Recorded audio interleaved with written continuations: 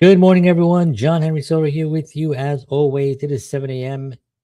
Central here in Nashville, Tennessee. It is August 26th, 2026. And I hope you're all doing well, having a good morning. It is Wednesday, I believe, and we're halfway through the week. For those who count that, I don't really count that, but some people do have a hump day, I guess they call it, right? Before we get started, I just want to give my condolences to the Dolly Parton family. We lost a legend, family and fans who loved her so dearly. She was definitely one of my favorites. We did George Batista, who's the co-host for the show for his wellness talk show. We did a show when the show was called Artist Blueprint, and we actually covered Dolly Parton about 2 years ago. We did a whole.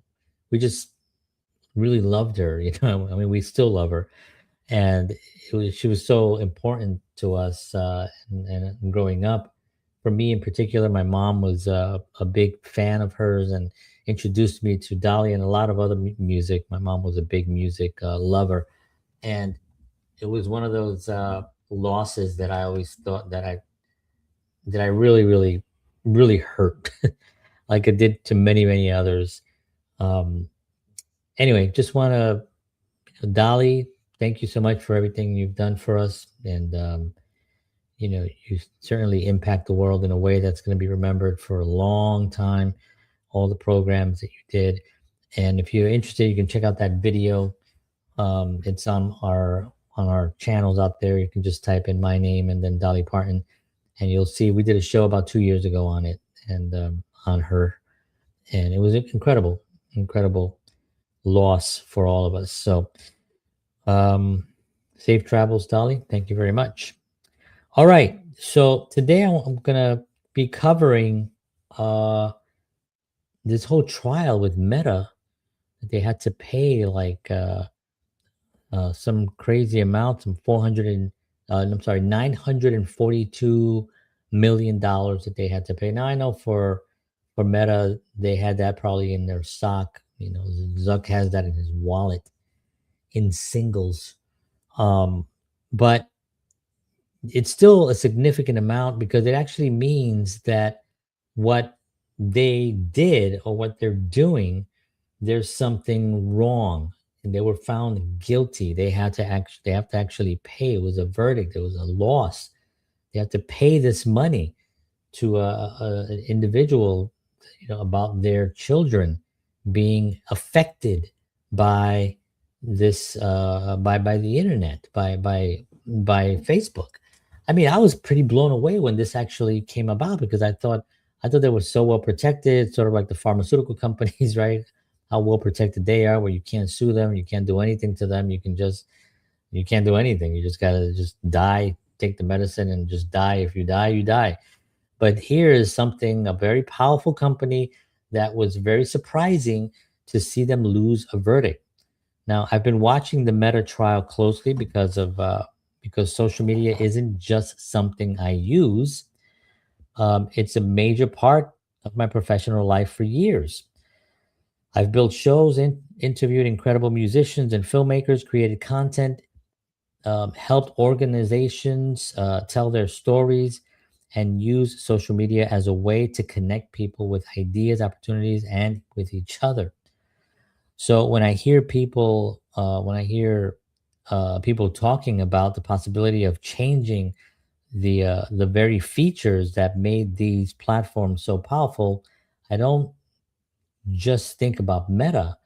I think about what it could mean for creators, for businesses, artists, and everyone who's built a career around reaching people through these platforms. It's one of those catch 22s in a sense, right? Because I work in the business of social media. I use it every day. I post every day.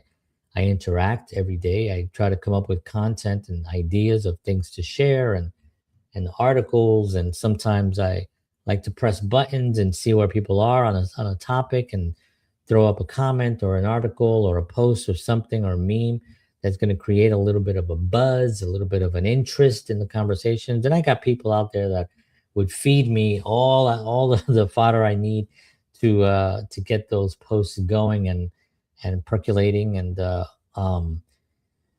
I use it a lot, you know. But one of the things that when it comes to my children is where I feel that I'm not able to yet. I'm learning, you know, and I'm a full transparent guy here when I'm on my shows.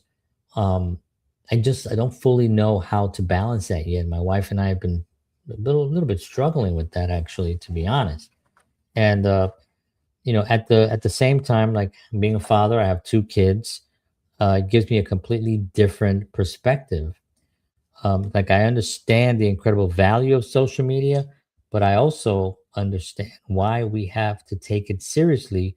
What uh, what constant scrolling, algorithms, the addictive technology can do to young people, and we've seen already the effects of what it's doing to young people, and how severe and how can we reverse that? I don't know. You know, I know that as a parent that we have to be on top of it. I do talk to my daughter about it constantly.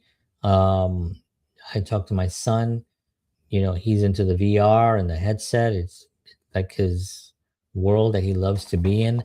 I make sure that we get them out. We don't, you know, we sit at the dinner table, we eat, we talk.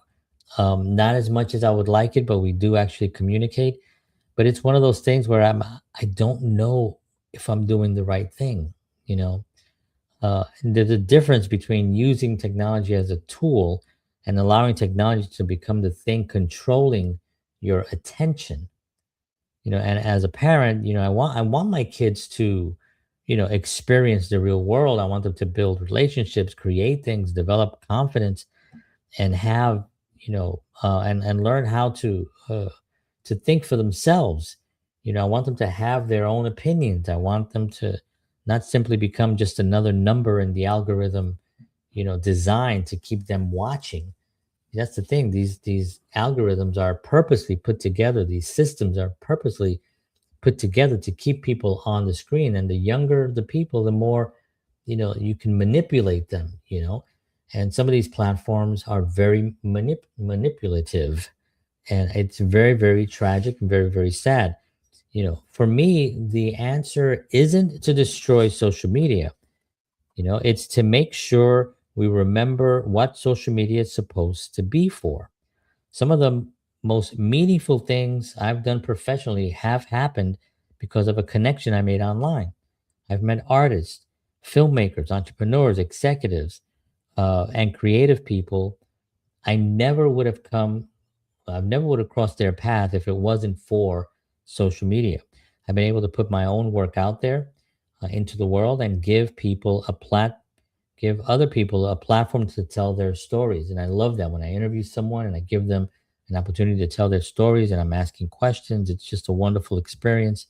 That is the incredible side of social media, and I don't want to lose that because we failed to address problems that came with it. You know, it always comes down to the bottom line, right? They make more money when they keep more people on the platform. That's just the name of the game. They have a platform, that's their product. What's on the platform is what keeps people on it.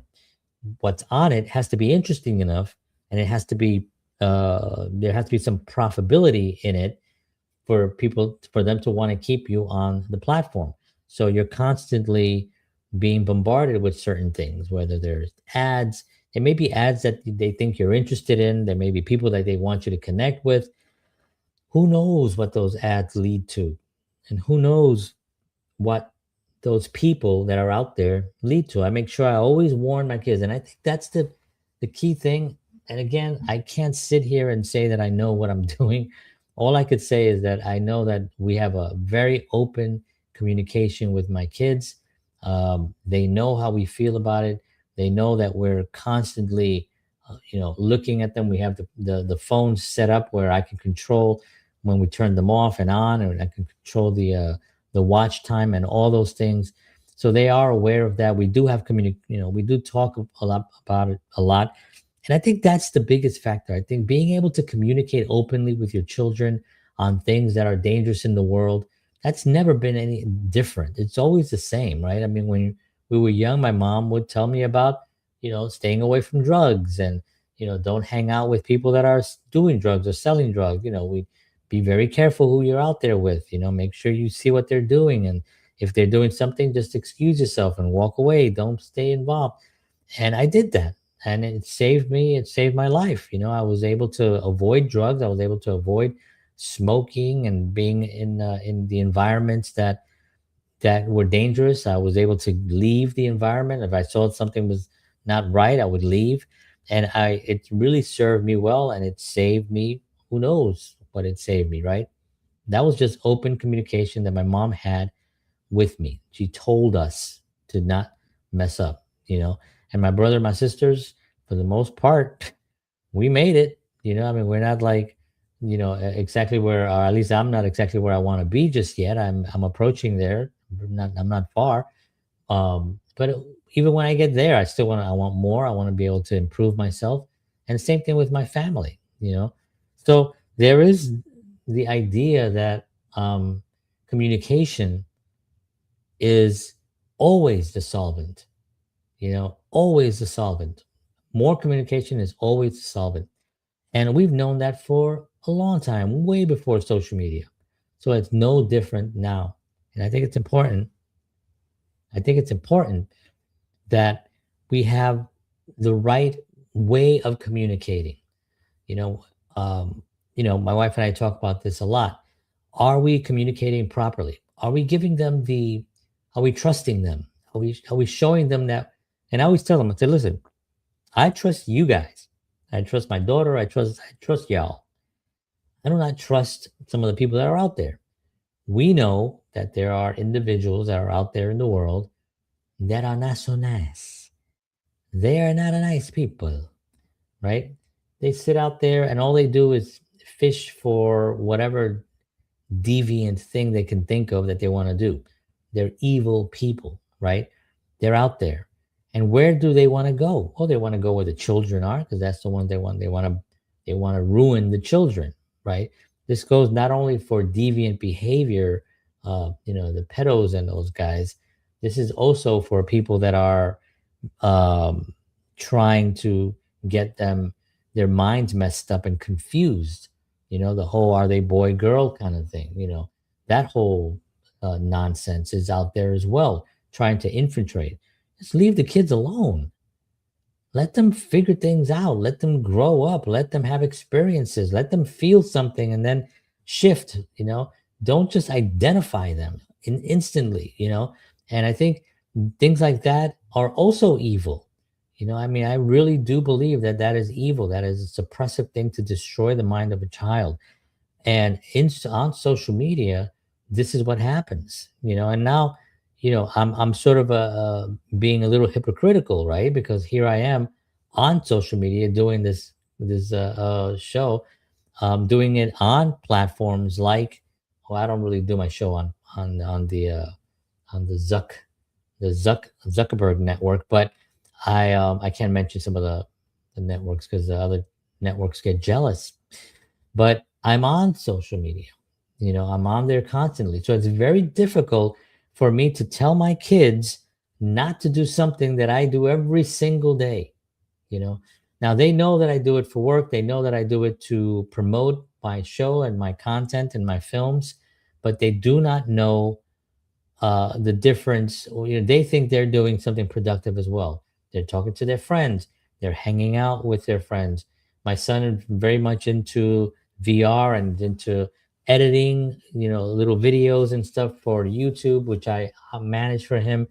Um, so I want to encourage them to be able to utilize the tools and to be able to work in the industry, in within the platforms, but to know the difference between someone that's out there that's trying to do some harm and something that's productive that they know is a productive thing.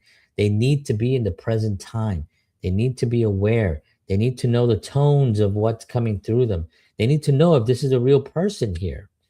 we recently had a situation where we had to meet, with my daughter. We met some of her friends that are online. We met their parents, and they were just as grateful as we were to kind of connect because they're talking to friends. A very nice kid, um, young girl, that she was talking to, a couple of them, and I got to meet them and meet their parents. It's This is the world that we live in, folks, and maybe, this trial with Meta that was such a major thing, um really does become a turning point. you know Maybe social media in 5 years looks completely different from what we know today. If that happens, I hope we don't lose the human connection that made these platforms valuable in the first place. I want technology to help people create, I want it to help them communicate, discover opportunities, and build real relationships, not replace those things. As a creator, a father, and someone who genuinely loves connecting with people, I think the future of social media should be less about keeping us endlessly scrolling and more about giving us a reason to actually live, create, and connect. And these are the things we can hope for, that the platforms will see that there is more profits in having people engage with one another on a positive note than there is on just trying to trick them into why they need to stay on the platform. Tricking people in the long run will lose you money. You may make some money right now, but in the long run, if people are actually young people are leaving social media, by the way, if you can go look at those statistics, every single platform is down. Why? Because Gen Zs and millennials grew up with this technology. They grew up with their phone. They grew up with their faces stuck into these little boxes, and they're kind of like sick of it. There's a couple of interesting things happening right now within social media. One, not just social media, but within just young people in general. Alcohol, for instance, it's down like 800 and something percent down in millennials and Gen Zs. They're not drinking. They're not interested in it. Why? Because it's social media. Social media shows everything. So if you're wasted and somebody's got a camera on you, well, you're going to be humiliated, right? Instantly, by the way, right? Instantly, while you are intoxicated, making a fool of yourself, someone is going to be filming you and you're going to be live somewhere. This is what's happening. So they don't want to put themselves in that situation. I can't blame them. I mean, I thank God that when I was a kid, there was no, because good Lord, I wouldn't be sitting here. I'd be hiding under a rock somewhere. But this is the kind of effect that it's having on some of the kids. Now, that's a positive one. Kids not drinking, I think that's a good thing, right? They're also not smoking, by the way. It's also another thing that's sort of like, it's kind of like a dirty thing, like to be smoking. It's like, and the internet and these platforms have actually shown, some positive things on that. The damages of drugs. You guys all know that I do a thing about the truth about drugs, that I work with the Drug Free World organization, and we do a lot of work with that. That raises awareness, and we have social media, and we have a lot of websites that actually cover the truth about drugs, and it's a very important thing that social media has done. I think it's actually done a really good job in bringing those numbers down. On the other side, mental health has not done well. These platforms, they trap people, they actually trigger whatever they have there. Kids have been told that, an eighth place trophy matters, when in actuality, it really doesn't. You're either first, second, or third. That's what we know. That's what we know. If you're fourth place, it doesn't mean that you're a bad person. It doesn't mean that you're less a person. It doesn't mean that you need to be to suffer for any reason. There's no shame in coming in fourth, fifth, sixth. There's no shame, but it'll give you the incentive to want to work harder to get first, second, third. That's the fact. Those are facts. People who actually strive for something do better in life because they're working towards a common goal. That to me is really where this all started, when we started giving kids, just letting them know they're wonderful no matter what. And they are. I don't get me wrong. My kids are wonderful. But if my kid and they've had losses, they didn't win a competition or they didn't win a thing or I'm sorry, try harder. You can win next time. I still love you. You're loved by your whole family. Your friends are still here for you. Just work harder to win. That's all you got to do.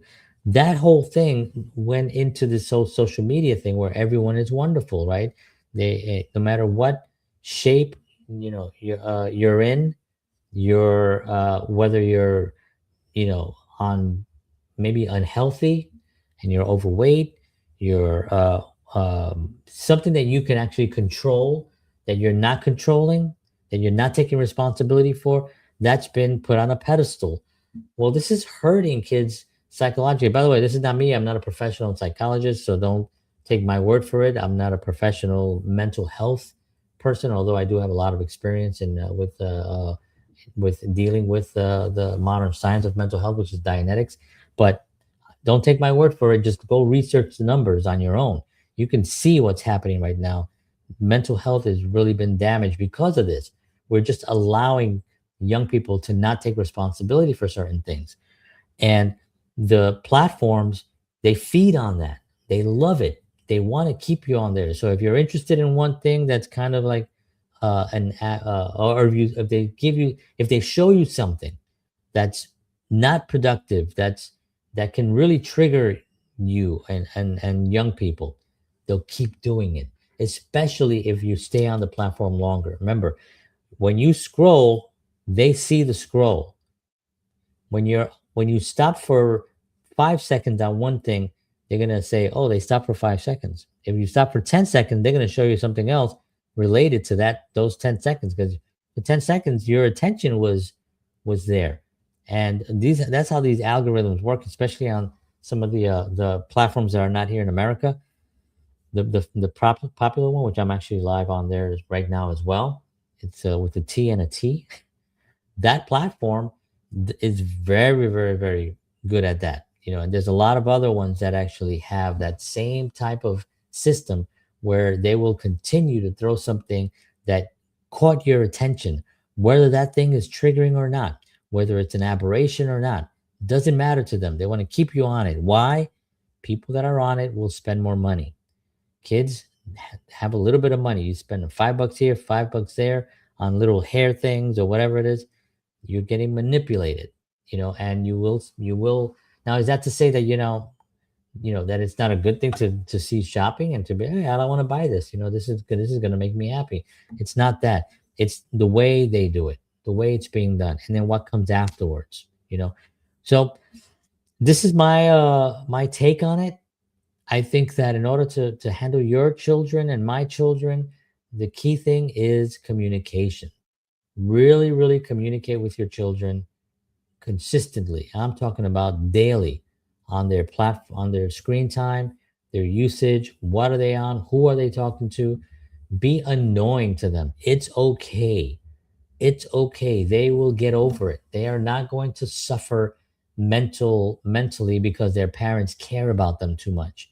They're not going to grow up thinking, man, my parents just all they did all day was care about me and just love me and want me to be safe.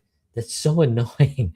They're not going to grow up that way. They're going to grow up realizing, well, my parents were trying to save me from this very, very aberrated world, and they were trying to give me tools so I can operate in life to help others and to help myself and to raise a family and to live a happy, productive life.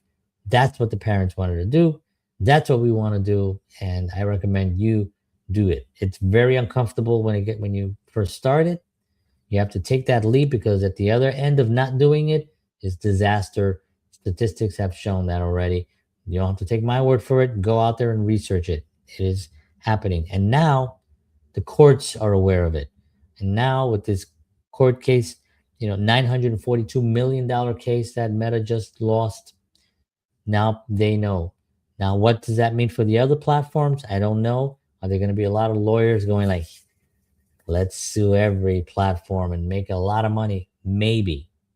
Maybe.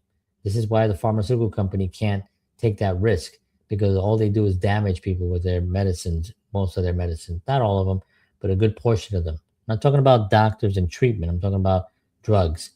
A lot of them had major side effects, and if you get a side effect and you get sicker, you can't sue anybody. Well, that would be their that's their bread and butter is hopefully you get a little sick where you need more pills, right? So they can't do any of that, and this is where the tragedy comes in. You can't sue them, but now we can see that social media platforms, hmm, maybe maybe there's a chance that they can actually get their act together now. We'll see what the future holds. All right, friends. Thank you so much for tuning in this morning. I appreciate you all very, very much. Thursday and Friday, I will not be on an episode here, although will be recording our Thursday episode that airs on Sunday night, Wellness Talk with George Batista. I do a segment on there. The second half of that, I do a segment. We might be covering some Dolly Parton on that episode, a little bit at the beginning. And yeah, just join us. George has some incredible information. He is a wellness professional, so he can tell you more specifically about things that I was just talking about. And I appreciate you all being here. Thank you so much for your time. Have a wonderful day out there. Take care of yourselves. I'll see you Sunday night on Wellness Talk, and then I'll see you Monday morning on this show right here, John Henry Soto Show. All right. God bless you all. And as always, peace.